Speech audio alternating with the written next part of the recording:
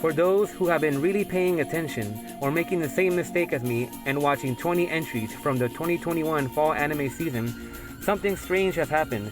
A tsunami of mecha emerged and has now taken over the fall season. Megaton Kyomusashi began and captivated viewers with Yamato, a respectable, hot-headed protagonist that's out on a mission to save the last of humanity against a race of aliens that are conflicted against their own interests. It features brutally animated mecha destruction, adorable artwork, and a bleak story where everyone is suffering. Memory-altering technology has been used to try and let the majority of the survivors live a life of false happiness as they try to cope with their near extinction, while the others struggle through desperate battles against the aliens. Not only that, they have to deal with infiltration and assassination attempts by the aliens. Yokaren Sekai no Denshi Shoujo started 4 episodes ago and captivated viewers partly with its otaku culture humor and a well-written story about 2 different parallel world Japans struggling against each other, one for oppression and the other for resistance. Giant robots fight and literally run on the fuel of the passion of the pilots and their relations to each other. Hosomichi, a man running from debt who works as a woman pleaser at a bar, teams up with Rin, an adorable girl who is into anime music and cosplay, and joins a resistance movement to liberate their world's Japan. Sakugan appeared and captivated the viewers as the wholesome adventure of a father and daughter duo who are digging and surviving in search of a far-off land. Suffering heavy personal losses from the start, Memenpu and Gagamba leave their home to explore a mysterious map. Memenpu is a young prodigy who is great with technology, but young, inexperienced, and stubborn as they try to battle against giant kaiju along the way. Gagamba is her very protective father, who, though is fine with her going on this mission, is very protective of her and decides they will journey out among the danger until the end.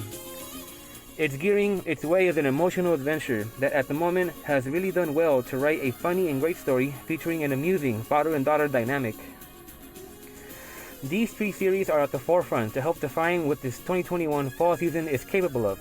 Not only that, there are others, though not on their level, are still good enough to keep watching. Kyokai Senki is a very political story similar to Code Geass about Japan once again being shown to be taken over. Resistance groups piloting Amaim mechs emerge and eventually find the talents of Amao, a young boy who eventually manages to build a unique Amaim with the help of an eccentric autonomous AI he finds in the forest one night. His emotions run high as to whether or not he should fight, as he is afraid of death, but more afraid of seeing his close ones die. Though he helps out at first, he leaves as he looks for resolve. Shikizakura features kids on a mission to stop the Oni who are trying to take over and possess humans. Kakeru, though a bland main character at the moment, eventually fuses with Ibara, an over-the-edge madman with a filthy mouth and attitude that gives the show a funny edge. It features amazing transformation scenes with great music and at the moment, emotional character development as they continue to investigate the Oni.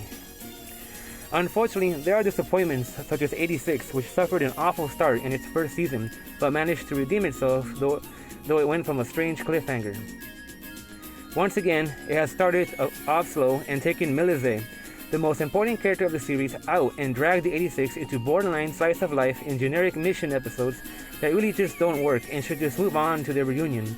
To make matters worse, they introduced Frederica, an annoying little girl with a voice actor that makes it sound as if she is screeching, ruining whatever excitement I had left for the series. However, I think this will turn around halfway just like season 1 and redeem itself, though I just find it borderline bad at the moment.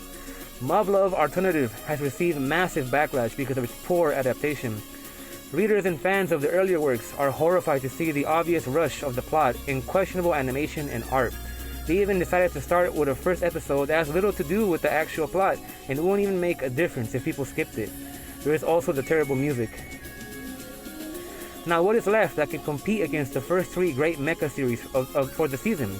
There is Osama Ranking, which is destined for greatness with its powerful, beautiful, and emotional story. Heike Monogatari, an old story about Japan that takes a dark turn and directed in such a way that it feels like a dream that is slowly turning into a nightmare. And Lupin III, Part 6, a very fun series about a group of high-tier thieves who are giving anyone who tries to catch them a run for their money. They go on living this glorious, luxurious, and degenerate lifestyle, but Lupin finds himself now being hunted down, almost, by the famous Sherlock Holmes. These top 3 mecha and non-mecha shows are the highlights for me, and I am very excited to have the chance to cover them and analyze them this season. Thank you for watching.